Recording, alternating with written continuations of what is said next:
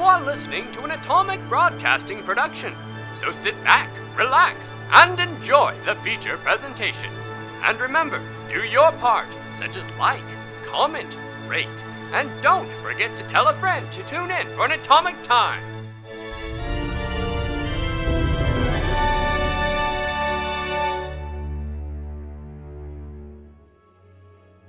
Now, where did we leave off? Ah, yes. Val killed Bringa with sudden necromancy, then stormed angrily away. Alward and Zephyr attempted to stop her, but she lashed out at Zephyr, nearly killing him as well, and then disappeared into the woods. So you guys remember a while back, I think I mentioned it to Jordy and Abby, I was looking up pictures of wisp fetchlings so that I could see what they look like. Oh, yes. And this was a few months after we had started and a few months after I had created the character and everything. And I came up to a website where somebody was putting their, I guess, idea for a online game, like an online campaign. Yeah. And I found somebody who had created a character who was a wisp fetchling and is also a magus who also has red glowing eyes. And let me scroll down to their story. I don't know where it was. I think it had something to do with their family dying and you know, bad stuff. Same story. Okay, so I should say his name is, and I will also quote the creator, his name is Sorcel Truth Hunter. Sorcel. Sorcel. It's pretty good. I like that, actually. I also like Truth Hunter a lot because it's like you're on a journey of hunting truth. This is by somebody named Ziadias? Ziadias? I don't know how to pronounce it. That could also be Shiadias. Shiadias? Well, anyway. Yeah, I thought it was just really interesting, and I pulled it up. And the picture, he's like the fifth picture that you look up if you Google Wisp Fetchling. I don't know if they made this image or this artwork or not, but it's really cool. And it says he grew up under the watch of his father and his uncle. He owned a printing press. He's a printer. He eventually... I'm just trying to get to the good part. Trying to throw away all the stuff that doesn't pertain to Zephyr. Cherry picking that data. Okay, well, somewhere it talks about his father had been killed at some point. Symington was murdered. I don't know who that is, but if you find this page, it's on Mythweavers. Mythweavers. It's a really, really detailed. This person really went into a lot of detail. It's really awesome. But like, I see him. He's also holding a flame. Like, you know, why can't I remember what ignite? Yeah, yeah. And a bow, which is like exactly what Zephyr is like. And I think it's crazy. And then, so this was several months ago that this happened. Yeah. And then, like 2 or 3 weeks ago, Jenkins sent me a link to a song. Like a month ago. Okay, like a month ago. That's 2 or 3 weeks ago, right? It's 4 or 5. Okay, well, whatever. Semantics. So the song is called Indifferent by Legrand. Are you indifferent? You just got to think about this. So I'm going to read you a couple of the lyrics, and I'm not going to replace any of the words just because it's the lyrics. It says, Stephen is a silhouette of what he used to be. No, I'm not. Well, I mean... He was like... I forgot that's your actual name. He was like the heroes on the movie screen. Something happened when he lost his family. Oh. A little bit of him died. Now he's just one man in a king-size bed, sold the minivan for a new Corvette. He keeps seeing people in the corner of his eye. I mean, you could take the Corvette and maybe trade that for, like, Tacoma. Tacoma. A Toyota 2015 Tacoma. Jeep Wrangler. I was thinking more along the lines of morality. But now, just listen to this very specifically, and if you haven't listened to Zephyr's story, just think hard. If you haven't listened to Zephyr's story, how have you gotten this What are far you in the doing podcast? here? This is the chorus, okay? What do you want from me? Why are you taunting me? Is it God or the devil that is haunting me? Why is it so hard to tell if you wish me well? Or are you harvesting my soul to drag me down to hell? And then amazing saxophone I'm solo. indifferent. I like me better when I don't listen than the amazing saxophone solo. It is top notch. But just think about it. That chorus. I can It's just draw the like- parallels. Sam, stop shaking your head like Sam, that. are you okay? We're cringing, Sam. Great stuff. Great stuff. I love saxophone solos. I love music that actually introduces real instruments. I don't think it was a real saxophone, Petite. I think it was. I'm going to crush your dream. I don't think it was No, a real I really saxophone. think it was. Because in a lot of his songs, he has saxophone solos. What do you mean real instrument? Like versus MIDI file or like not. Jordy, help me out. What's the type of Synthetic? synthetic? Yeah, sure, that's the word. I mean, that's used in a lot of. Anyway, the point that I'm trying to bring up. What was that noise? Sorry, continue. A Petite. hunk of amusement. Okay, after going through all this, it feels very underwhelming. When No, you got this. I feel weird about the idea that all of this has happened in the past. Actually, I don't know when that song was released. Oh, forever ago, probably. 2023. No, never mind. So maybe about the time that I actually came up with this character. Not heard it at all. And I think it's so weird to hear the parallels of a fictional character that has nothing to do with my brain. Like, I didn't come up with the fear based on these Right. things. Right. Oh, yeah. And like, I have a whole playlist of songs like that. but it's so cool to go like randomly look for something that you've created, and all of a sudden you see your creation out there, Yeah. made by someone else, and you're like, "Whoa, this guy's on the same page," or girl. I think there's a defining factor here, and I think this actually plays a big part into it. You put a lot of time and thought into your character, and it is unique because it's only something you come up with and has you play, as we've seen in this podcast. But you can look at how other people took the base ideas that you also thought of and then turn it into something unique in their sense. So it has the same foundations, which is kind of cool, really cool. And you can see that and go, oh, yeah, somebody else had the same idea, but look how they did it. And I would love to listen to other people's ideas, like how they would. Yeah. I kind of want to hear a parody of Zafir, to be honest. I want a group of characters now that's just like they're all based off the same base. Oh gosh. And then just see where people take And then them. just see where, and then they all have to play All together. right, our next one shot, guys. I like this. Like we're idea. all It's just like we all have the same Okay. background. So I don't know if I'm allowed to talk about this, but there was an episode of Arthur like 20 years ago where they all went to, I think, like an archery or a soccer contest, and they were against a school that had like creepily similar Characters. Arthur. to their Arthur the Aardvark. What did I? Arthur the Aardvark. I know the immediately name. Followed. Thank you. It's called Arthur. I thought he said Archer. I did too. I immediately followed Petite. No, but I've always seen that trope of like, it's so weird whenever you see somebody that just looks so familiar. So next They're not one the shot same idea. person. We're a family of quintuplets.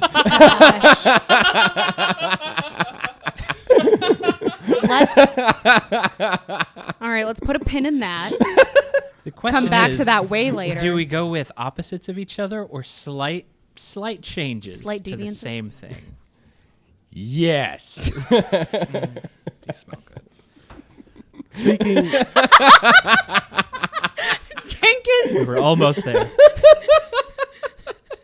the fact that was on mic made me very happy. No, what did you do? He opened his gummy worms and said, "These smell good." Sometimes my inner thoughts become outer thoughts when I don't want them to. And I think I was the only one that heard it. Well, now all the listeners at home.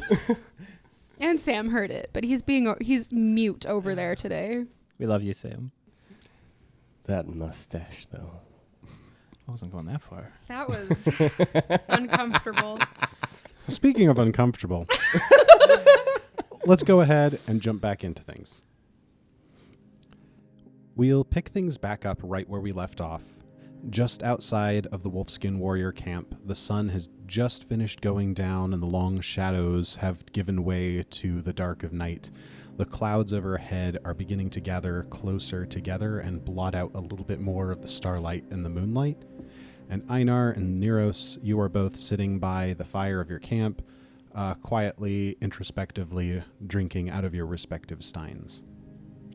Alward's going to be approaching from the east with Zephyr thrown over his shoulder, sort of slowly making his way because Zephyr's a little bit too heavy for him. And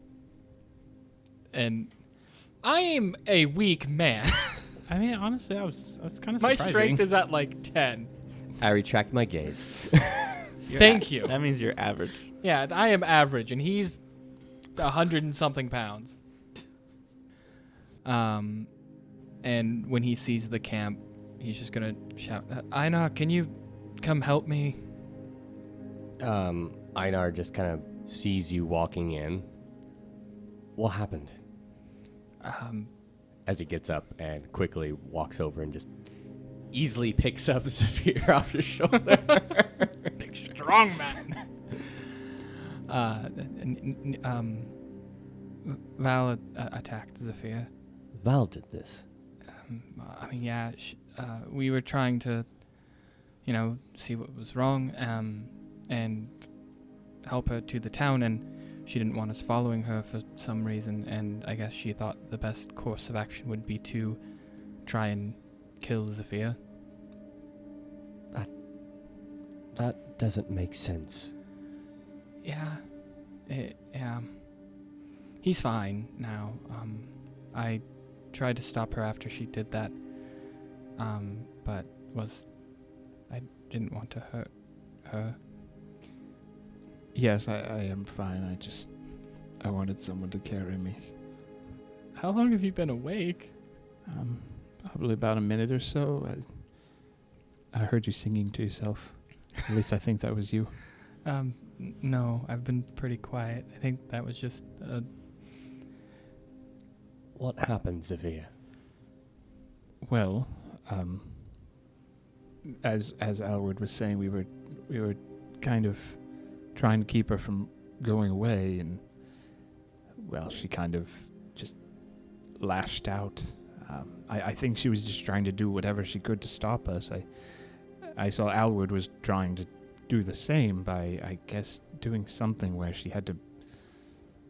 She was in pain and having to move, and he was trying to block her, try to, I guess, knock her out or something. But she was able to get away, and I said things that I shouldn't have said, and she put her hand on my shoulder, and things kind of get dark from that. But I was unable to follow at that time.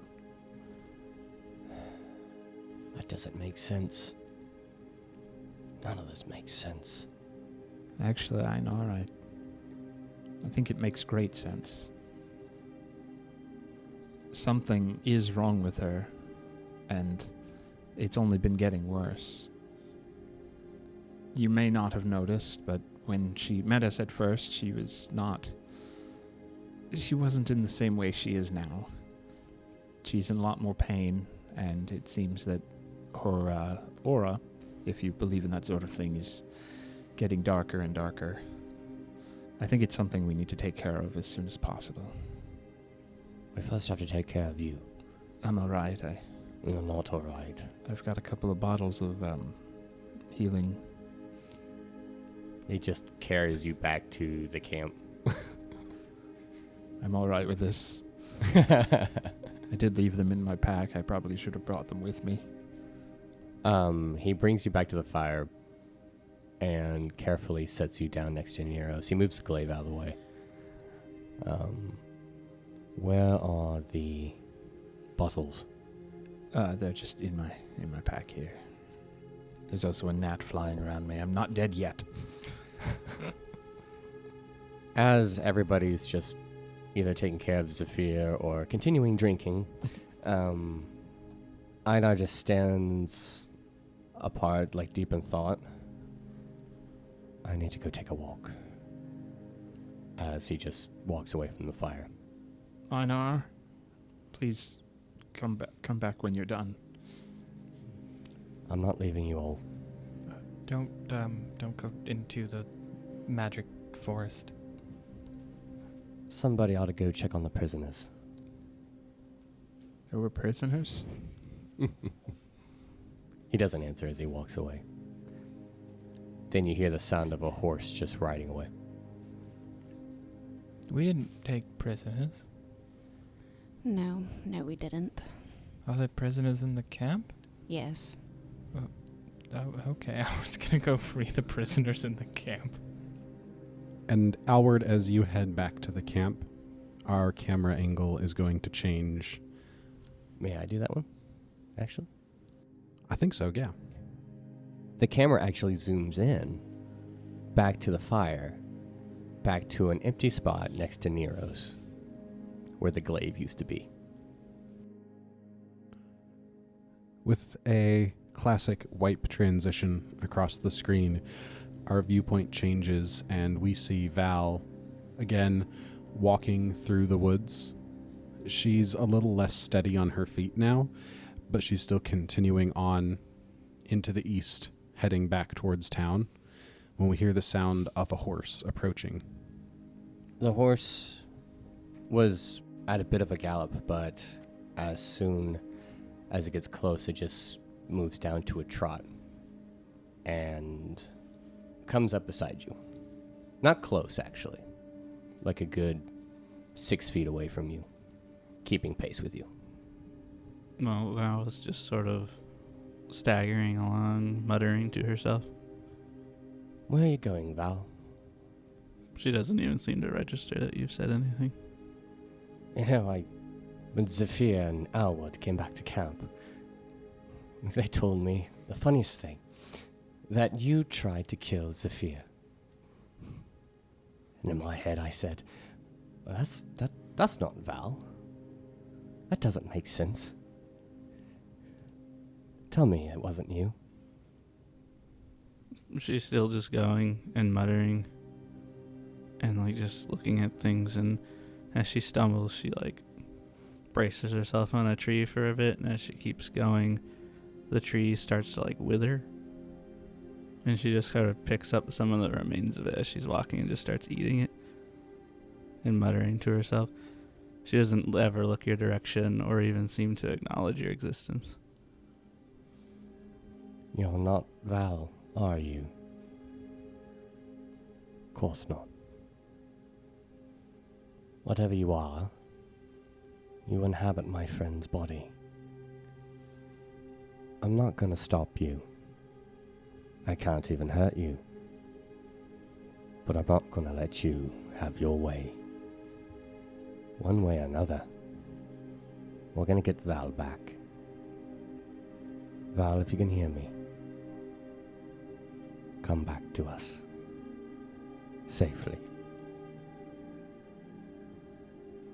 And you just hear the horse right away. As Einar rides back the way he came, back towards the rest of the group, our camera stays behind and we watch Val as she continues to stagger on, increasingly unsteady on her feet. She walks past the camera and we notice that her eyes, with as dark as it is, would normally have that golden glow around them. They seem to be more cloudy, and there's just like a hint of just like darkness that's fading out from the pupils across her eyes. And as she walks past us, the camera turns to look where she's going, and we see that she's leaving behind footsteps of dead grass as she walks. We return back to the Wolfskin camp. As Alward, you walk back into the main body of the camp. It's now completely deserted, as all of the warriors have fled with the defeat of their captain. And you see, as you had noticed when you'd first entered the camp, there is a pole just to the east of Brenger's tent that has two figures, their hands bound behind their backs and tied to this pole. There's one that's a half-orc woman, and one that's like this half-shark hulk of a man. Like, in terms of like a physical form, just think Dwayne "The Rock" Johnson. Except make him half shark. So Maui? Yeah, Maui. But with sandpaper skin. Okay.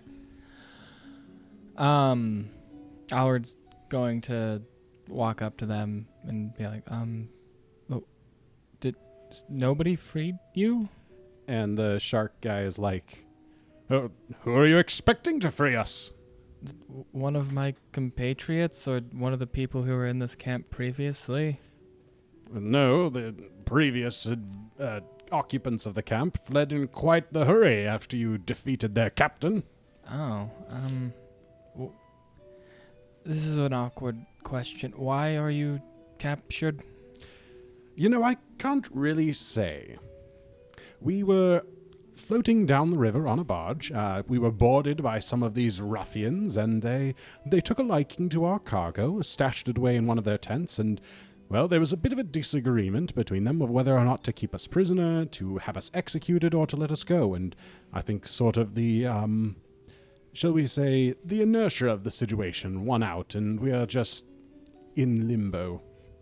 Oh, and who are both of you? I am Captain Rorik of the Abyssal Pearl, and this is my first mate, and the half-orc just nods. Do either of you have a knife on you? If we had a knife, do you think we'd still be sitting here tied? Of course we would. And he pulls a knife out of his boot and starts working on the ropes. I'm just gonna take it from him and cut the ropes. Ah, thank you. That's much easier than trying to do that on your knees with your hands behind your back. Oh, you should try it sometime. It is quite invigorating. You've been here multiple hours now, and I guess if you want, we camped close by. You don't have to, but I guess you can join our camp for now. Well, I should be glad to. Okay. You can, so what was your ship's name? The Abyssal Pearl. And then conversation starts and we walk to the camp. Alward, you brought back the ex-prisoners to your camp, and after a moment you've realized that the half-orc has gone missing. She didn't follow you back. And just the same moment that you realize that, she comes around the corner with a few small crates and starts opening them up and is pulling out what is obviously provisions from a ship and starts passing them out. Well, thank you. Did not expect that. Appreciated.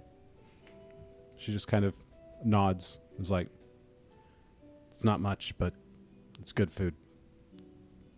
You'll have to excuse Braca. She's a touch laconic. If you... Don't look at me like that. Oh, Neros, Zephyr, I already forgot their names and already forgot her name. I am Captain Rorik of the Abyssal Pearl, and this is my first mate, Braca Stonefang. Say hello, Braca. Braca just nods. I should mention, Alward did not forget their names. Jenkins forgot their names. Can you say them one more time for me to write down? Of course. For the sake of posterity, I am Captain Rorik, and this is my first mate, Braca Stonefang. And as these introductions are being given, you hear the sound of a horse approaching from the east. Einar rides up to where all the other horses are tied, and you just hear a heavy... Well, he gets off the horse and he lands heavily. Because he's big boy. I couldn't relate. Zephyr gets off the horse with a pluck. I mean, Einar knows how big you are. He just picked you up.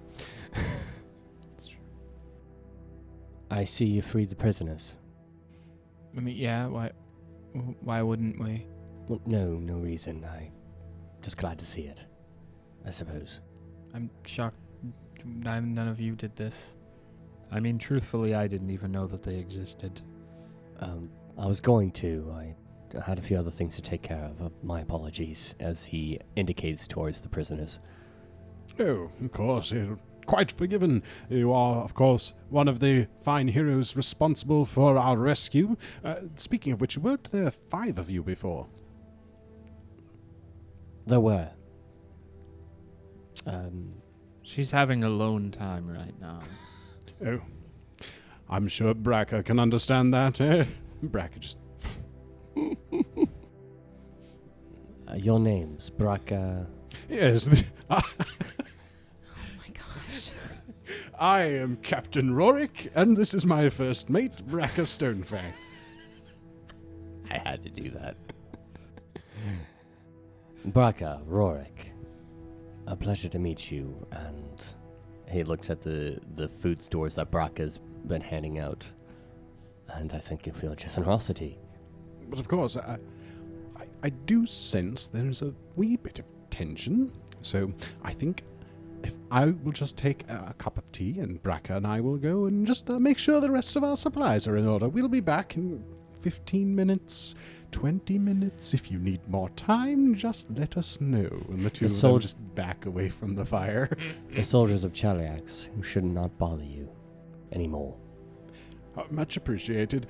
We will be back in 30 minutes, 35. Are they coming back, do you think? I think they might make camp a little bit away from our camp. Why not in the camp? Like in there. I mean, well, Are you alright, Zephyr? I guess I'm alright. I'm not in the greatest of headspaces right now. I feel like we should be doing something, but I don't know if we're prepared to do so. In the morning. Now's not the time. Do you think she's going to be okay?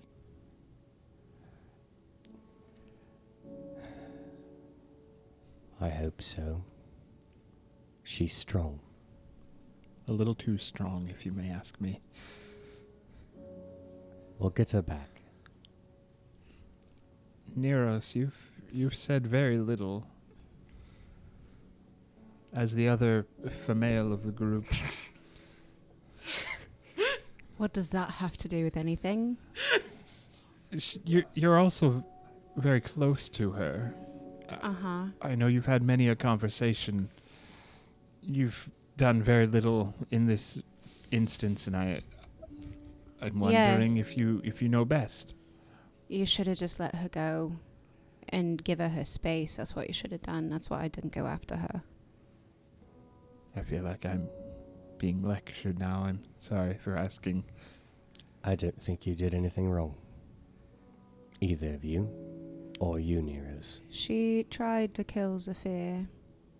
Yes. Knowing Val, which, to be honest, I know you haven't been with us long enough to actually know her, and I'm still confused as to why you're talking like you do actually know Val. So if you don't want to tell us why you're acting like you know Val better than we do, that's your prerogative, but you're being secretive about that, and I'm finding it hard to trust you because I feel like you're keeping a lot of secrets.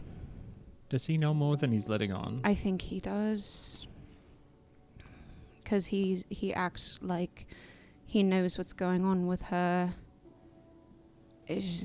Anyway. I don't know anything about what's going on with her right now.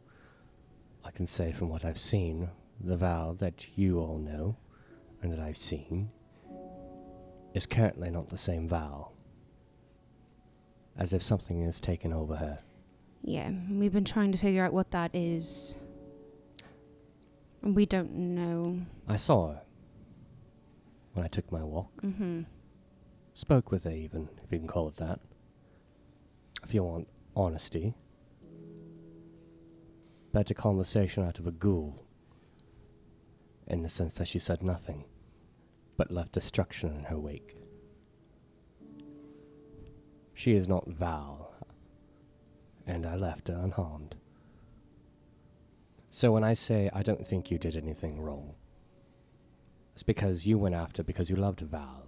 And what attacked you wasn't Val.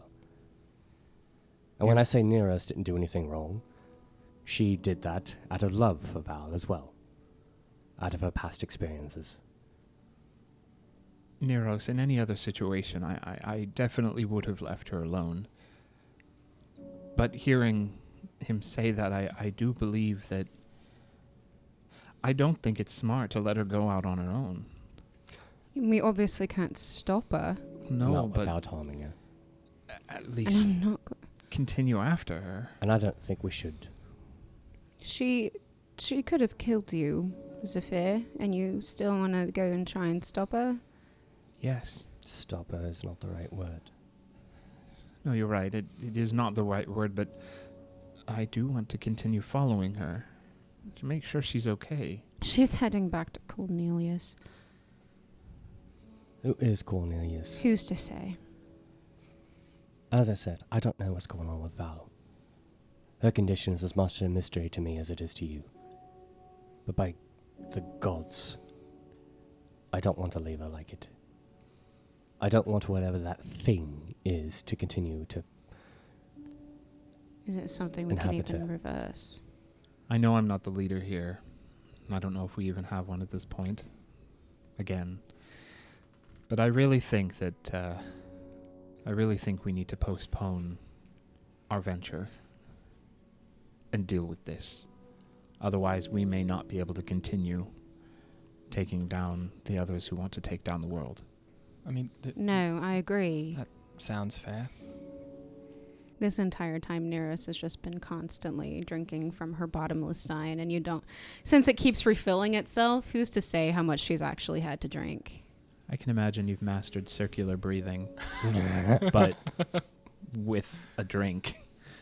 I don't know what that is. It's getting late. It's already been late. It is getting late.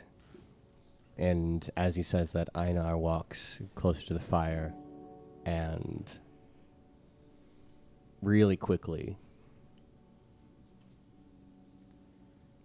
he pulls something from his bag, and in the log next to Nero's just slams the glaive down tip point. Not in a threatening manner, just to, I was going to say... in a sense that, kind of like a spear putting in the ground just to hold it there. I didn't want her to go without a weapon to protect herself. In the end, she wouldn't have taken it even if I offered it to her. And he just walks away. So, I would assume that Einar has the first watch. I'm going to go to bed. He says as he already has half of his tent. He's slower right now. He is a little. It's about only got half of his tent at this 75% speed. I would not count on Neros to take a watch tonight. That's I would fair. not depend on that. I would still count on it, but I don't expect anything good. Mm-hmm. Good night, everyone. I hope tomorrow brings fruitful endeavors. So after the group has bed down for the night and Captain Rorik and his first mate have set up their own tent, presumably pilfered from the tents left behind by the wolfskin warriors, Neros.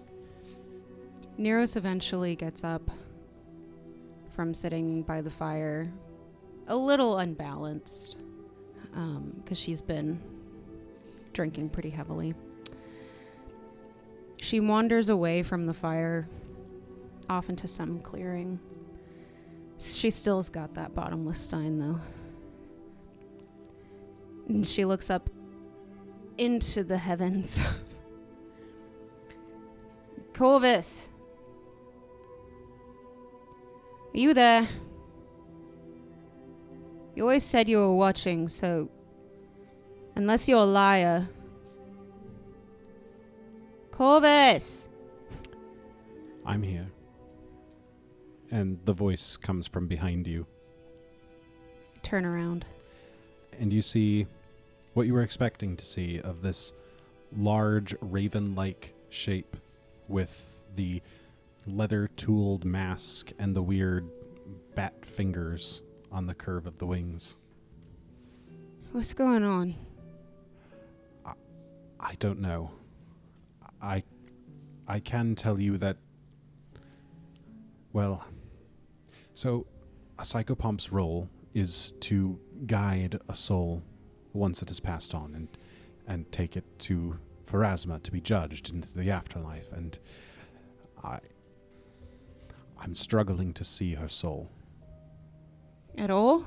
It's obscured. It's like there's something in the way. Something, I don't know, staking a claim? What sort of something? Something dark. That's it? I don't know. It's not my realm of expertise. It's once something has died, it's just a sign to us. We take the soul and we ferry it on to Pharasma. If there's a fight to be made, it's not something that my type of psychopomp would fight in. We don't get involved in a fight, but Neros, I do think that a fight might be necessary. Not against Val, but against whatever it is that's trying to claim her. How do we do that? I don't know what to do. Did Val leave her pack? Yeah. She has a book. Okay. The Bones Land in a Spiral. It has all of Pharasma's rights and details, and I can't help you. You know I'm not in her best graces, but if you look through that book, and I'm sure there's something in there that could help you, just follow the instructions, follow the ritual. Okay. Oh, okay. I'm sorry, I wish I could help more directly, but I don't have the power to fix it myself, and I can't get involved. I'm sure Pharasma is paying very close attention to something staking a claim to one of her servants. Right. I'm scared. I think that's wise. But I know, Neros, I know that between you and your friends, you can pull her back. You won't lose her. I hope you're right. Just remember, you're not fighting Val. You're fighting for Val. Right. Okay. And she doesn't dismiss him. She doesn't. She just wanders back into the camp, just sort of leaving him behind. Eyes kind of hazy. She doesn't say bye or anything. She just leaves. And as Neros leaves and is getting out of earshot so that she doesn't quite hear, but we and the audience, we all hear as he says, "Don't make the same mistake I made."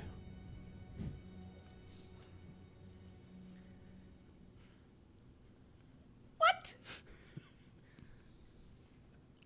I have so many theories. What? He's clearly your dad. Right? Okay. Thank you. Not Thank gonna you. lie, that was totally my thought too. Like after listening to the episode, I was like, it's clearly what's going on. Yes. I never got that. I never. How did you not? I didn't listen to that episode, so I thought he was Cornelius. Corvus Cornelius. Everyone is Cornelius, and Cornelius is everyone. Exactly. That's the subtitle. The Written and the Lost. Everyone is Cornelius. Everyone's Cornelia. Like, I didn't want to say anything. Cornelius. I didn't too, either, but I'm electric glad boogaloo. somebody else thought it. Yeah. Anyway. I think you have a more concrete idea of the scene, Sam, so... Gotcha. We see grass, and then a foot steps down on it, steps off, and it starts to wither, but there's also blood on the footprint.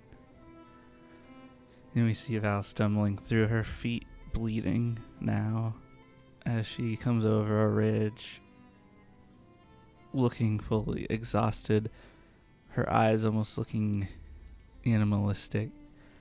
She sees the town. She pauses like its destination has been reached. And sitting a while, she grabs her head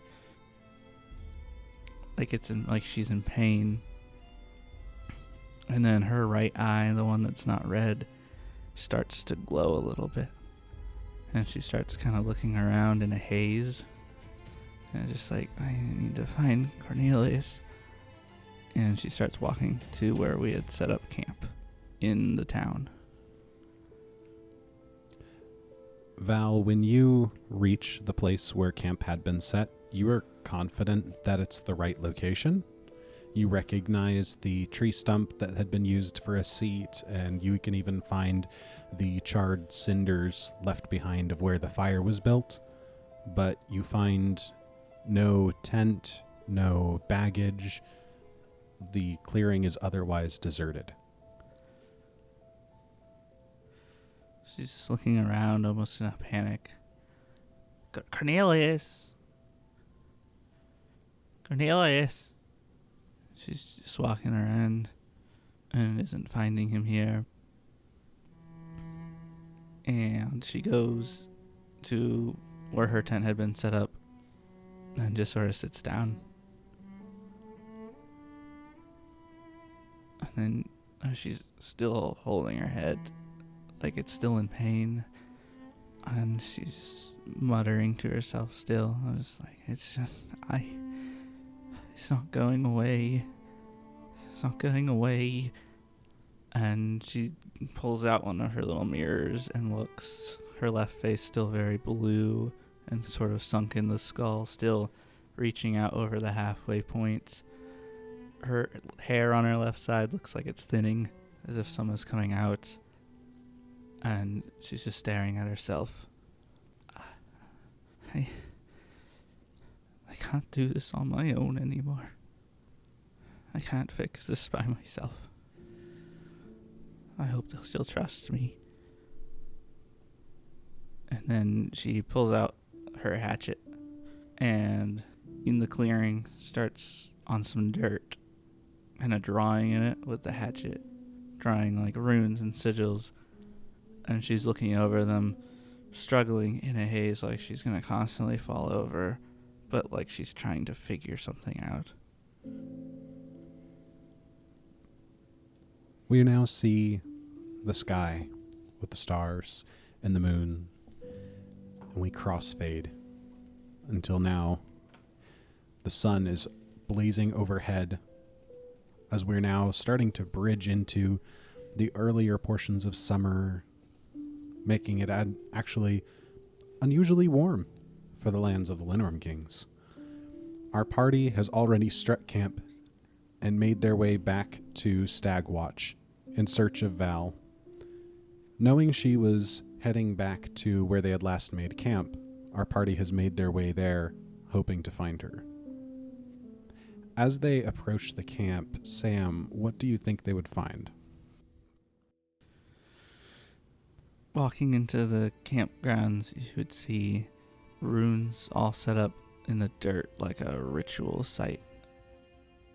In one of these like circles is, you might recognize as Val's little amulet of a Pharasma, and there's these three large circles in a triangle, and the one on the bottom left, it has Pharasma's amulet in it. In the bottom right has Val's art supplies and a quill that she has that's all rainbow colored that she uses she got from a temple of Shellen. And at the top of this triangle in the circle is an amulet to Urgathoa. Remind me what Urgathoa again is. The goddess, the pallid princess, the goddess of the undead. It's not good. Oh, the bad one. Yeah. Gotcha. Cornelius' stuff is gone, Ylva's stuff is gone, and Val is not here. So on the ride back to town, Neros has been looking over the book. Does this look like a ritual from that? It looks very similar to the one we did before. But like it has different focuses. Oh, okay. If that makes sense. Yeah. Could I understand what's happening here? You could probably roll a religion check. Ooh. Yeah, What's the Jordy? DC on that? I'd argue that she'd probably get a bonus on the roll because she's experienced these rituals and has the book with her. Yes. So go ahead and make a religion check with a +2 item bonus. Okay. 22. With a 22, Neros, you are able to identify it.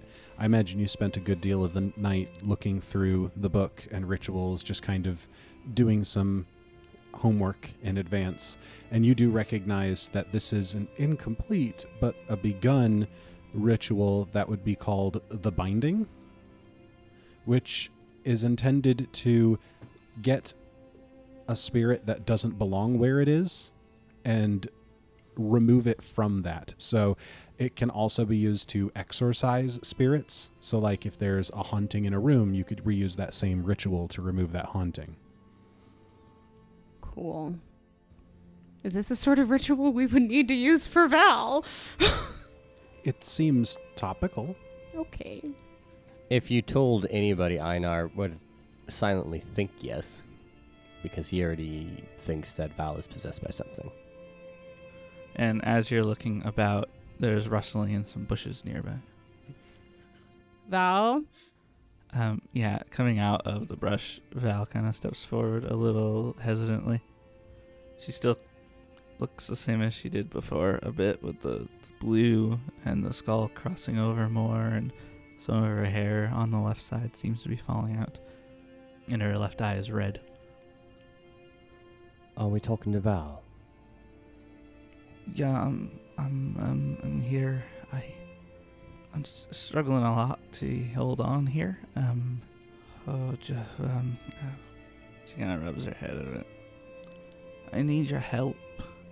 I can't keep doing this by myself, trying to solve this, and I think I figured out how to do it, but I need all of your help. Of course, Val, anything. What do we need to do? Thanks. I think we can do this ritual thing and take this corruption off of me and put it into that amulet there. But I need some focuses, and I have some ideas. She kind of stumbles a bit as she's walking, like she's very much trying to stay cognizant. Sheldon always preaches love, and I've had a lot of trouble understanding that. But I think she looks at Zephyr, Howard, and Neros. The three of you are like family to me right now, and there's a great love there. And I think with you three helping, you could help focus Sheldon's divinity here. I don't know what's happened lately. I know I got images of things that have happened, and I'm sorry for those things. I still care about the three of you very much. We can talk about that afterward, Val. Okay. I'm not sure. I need something, a focus for Phrasma. And I'm having. It's hard to think. Does it need to be a holy symbol of hers, or can it be anything? Something more than just a symbol. It needs something, a tie, Phrasma connection. How about this? I'm struggling. And he just pulls from his back again and hands out your glaive. That can. And she holds out her hand. He pulls it back. Do you need to do anything physical for this ritual? Yeah, yes. Tie your feet. What? Right now you're Val. But what if during this ritual you aren't? Fair. She's motioning her hand like you can give it to me. And he slowly just hands it back to you. And then she stabs it into the circle that has the Phrasma's amulet in it. It feels right, but it feels incomplete still. Should we be doing anything? You should be standing there. Do we pray? Do we wave our hands? Sing? I don't. I think there's something missing. And in that moment of silence, as you're all trying to think and figure out what could be missing, you hear the sound of wings flapping, and Sigarn flies down through the branches and perches on the end of the glaive as it's sticking out of the ground. And all of you, Val, but everyone else as well, somehow that just like feels right. Like when you're an artist and you're like painting something and you're like, yes, right there, hold it, just right there. It feels right. Okay. Einar, Yeah. make sure nothing goes wrong. I need you to be ready and watching. You have my word, Val. Thank you. As he says that, he draws a sword, but he just stands as if he's a sentinel, with the tip in the soil. Begin when you're ready. Val starts just speaking in Empyrean, and she's calling on Pharasma and Shellen to help take this out. And as she continues on, we hear this music kind of start playing, like a violin on the wind. And over on the left side of the ritual, over by Pharasma's stuff, these little lights kind of start coming about, and they're swirling and moving about, and they look all like little souls. And the music's kind of picking up with a wind that's coming about. And near us, Alward and Zephyr can all feel like that music going through them and reaching out, as it looks like visible music notes and like lines of music are kind of flowing to Val, as these little circles and souls things are also kind of flowing towards Val. And this darkness kind of starts falling onto the ground, and like it's being pulled into the amulet of Urgathoa, but it's like reaching out, trying not to be pulled. But all of this, like this wind keeps pushing it back, and in front of Val, this rose starts to grow. The rose is kind of cut and starts floating with the souls, the lights, in a spiral, sucking all this darkness into it, and flows onto the amulet, and this rose starts to become a spiral around the amulet of Urgathoa, and it begins to harden and turn into like the same kind of material, this metal. And then everything begins kind of simmering down. And with startlingly little fanfare or drama, the ritual seems complete. Val kind of slumps down to her knees. She looks down into the grass for a second and looks up at all of you, and the face paint that looked like the skull that was growing is all gone. And she sort of just smiles, and you see that she's very clearly missing her right front tooth. What? And that's where we'll end this episode. Her tooth? Yeah, I got knocked out in the fight, the boss fight. Oh! All right, this one was a very tough decision, but since we literally just gave a hero point card to everyone at the level up, we can only pass out one today. So this one goes to Sam for this very interesting moment, bringing the party together and driving them apart and bring them together. It's like kneading dough to make gluten. Emotional roller coaster. It's like poetry. It rhymes. Make gluten.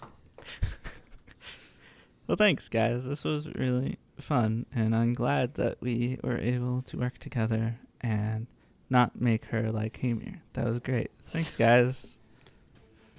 I'm going to go to sleep. And we'll see you all in the next episode. This has been an Atomic Broadcasting production.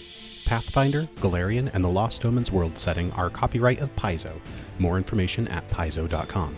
Music in the show is from Monument Studios' collection, as well as assorted artists, with some original tracks composed by Jordy Hake. More details in the description. If you enjoyed the show, please remember to share with a friend, and we'll look forward to seeing you again next time. I have a gluten intolerance. I don't, actually.